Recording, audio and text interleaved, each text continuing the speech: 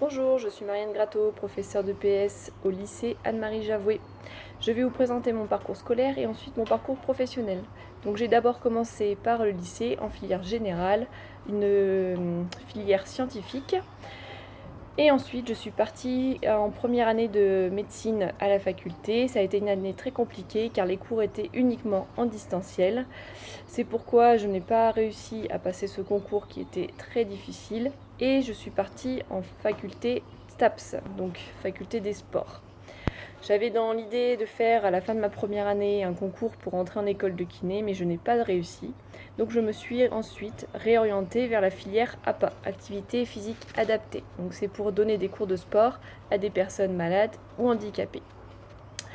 J'ai vraiment apprécié cette filière APA où j'ai pu faire des très bons stages dans des instituts différents, dans des centres médicaux.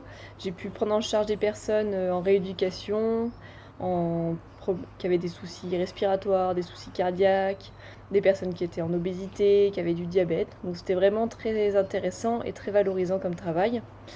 Mais ça a été aussi très compliqué de trouver du travail après. Donc j'ai décidé à la suite de cette licence de continuer dans un master réathlétisation. Donc c'est plus ce qui est travail avec les sportifs de haut niveau, tout ce qui est remise en forme des sportifs de haut niveau ou de la prévention des blessures à Nice. Et ensuite, en parallèle de ce master, j'ai monté mon auto-entreprise pour être coach sport santé à domicile pour des personnes qui avaient des maladies ou des handicaps, pour essayer de garder un petit peu ce côté médical.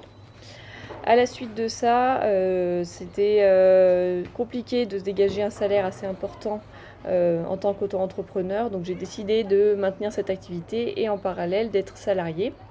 Donc j'ai tout d'abord été salariée en tant que professeur d'APA dans une association où j'allais dans les différents instituts m'occuper de personnes âgées, de jeunes enfants, de personnes handicapées mentales ou physiques. Et j'ai aussi également été professeur de mathématiques pendant 2 ans pour compléter mon salaire. À la suite de ça, j'ai pu enfin devenir professeur de PS en étant tout d'abord avec un statut de contractuel. Donc ça veut dire un statut de remplaçante. J'ai commencé par des petits remplacements dans un lycée privé sur Grenoble. Et ensuite, je suis arrivée en Guyane où j'ai pu faire 3 ans de remplacement à temps plein dans les différents établissements. Donc 1 an au collège Auguste Dédé, puis 2 ans à Anne-Marie Javoué.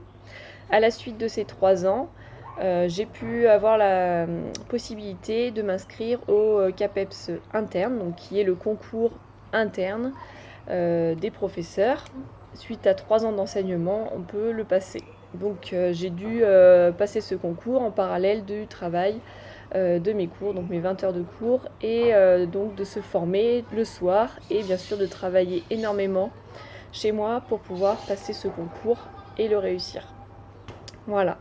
Donc le trajet, le parcours scolaire n'est jamais bien défini.